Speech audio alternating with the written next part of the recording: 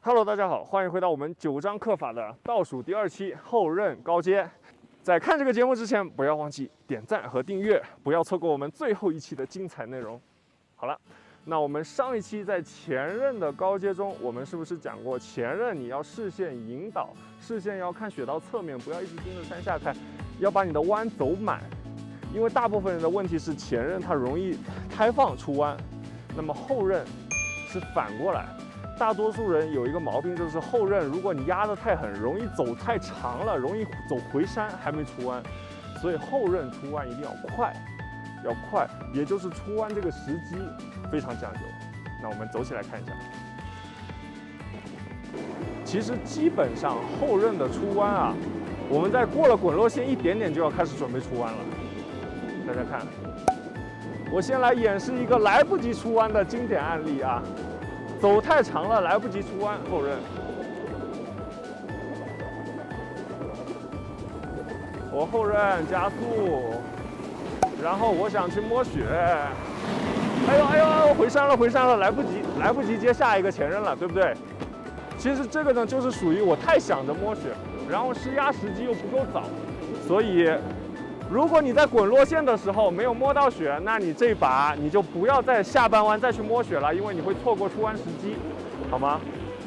出弯的时机是滚落线过了一点点，我们过了 slow sign， 然后录一个，好，走起来，我进弯，好，蹬，出弯，这时候出弯。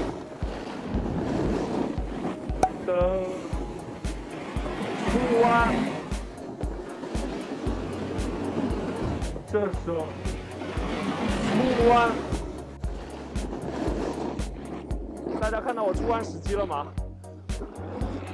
如果一个后刃是这样子，这个地方是滚落线，我出弯时机，我大概在这个地方，我心里就开始做一系列出弯的准备动作了。如果你拖到这儿才出弯，那你绝对会错过下一个弯，你会兜上去。因为我们后刃起身，因为腿比较直嘛，身体跟雪板是比较远的，所以我们起身是需要一定时间的。所以后刃出弯意识上一定要早，这是第一点。OK， 好了，那我们前刃刚才讲了有一个预转和带转。预转是前刃入弯开肩，因为前刃是往这边拐嘛，我往这个方向拐，对吧？我 regular， 所以我是先一个蓄力，想象我的前手挥拳，这是前刃，前手蓄力挥拳，那你的后刃就是反过来，先闭一点肩，也就是你从基础姿态往回转一点，肩膀转到跟板子稍微平行一点，再去带你的后手往前带去开肩。好吗？我们来演示一下预转和带转。记住，预转一定要少，因为预转做的大的话，动作会显得张牙舞爪，不太美观。所以预转要少，带转要猛。OK， 做一个后刃，加一点预转和带转的。我先走一个前刃。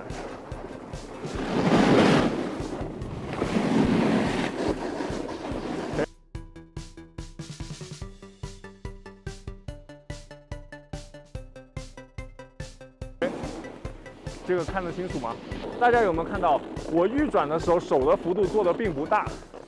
如果手的幅度做大了会不好看。我给大家演示一下什么叫手的幅度做太大了。预转，我后刃会回山，你要小心一点啊。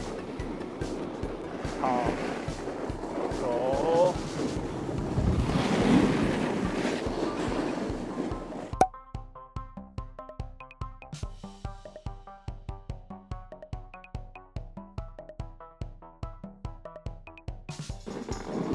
大家看我刚才是不是预转做的特别大，手往后抡的特别夸张？也有人可能觉得这个动作挺好看，这是一种个人风格审美的问题。就是说，如果你觉得这个动作不好看呢，你就把预转做的小一点；如果你很喜欢这个动作，你觉得很有力量感呢，你可以把这个预转动作做大一点。但是我个人的习惯呢是预转不要做太大，但是带转的力要发猛。OK， 这是第二点。好，那么接下来我们来演示一下后刃好看的姿态。后刃好看的姿态呢，我们是后腿弯曲要比前腿多，这样你才能把你的胯朝向板头转过来一点点，然后视线呢领先于板头，然后身体呢有一个反弓，反弓是这样侧向的反弓啊，这个是一顺特有的。如果八字的话，反弓你就大概是这样一点，一顺的反弓大概是侧向的。然后呢，好看的姿态，你这个折胯的量一定要少，就是如果你的胸口贴着大腿这样滑，实际上并不美观。一个好看的舒展的姿态，也就是你的胸口跟大腿其实是比较远的，好吗？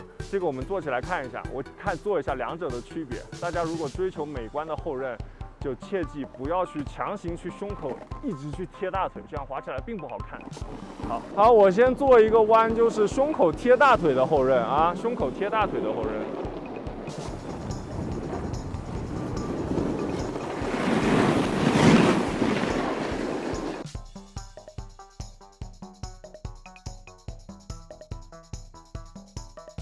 这是胸口贴大腿的后刃，好吗？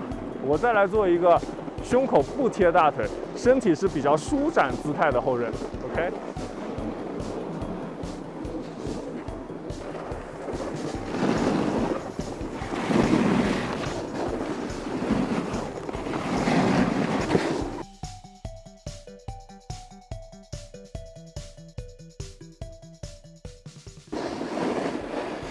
看出来区别了吗？看出来区别了吗？就是你舒展的话，然后人家视觉上就觉得你滑的会比较轻松，不那么累。所以这个东西怎么练，就是多练直体倒伏，其实没有捷径啊。然后慢慢的逐渐增加你的折叠，增加一点点，增加一点点，然后慢慢你就能滑出来了。道理其实非常简单，但是也需要长时间的脚感积累。所以小伙伴们加油练习。那以上就是我们这一期的全部内容啊！喜欢的小伙伴不要忘记点赞和订阅，不要错过我们最后一期的精彩内容。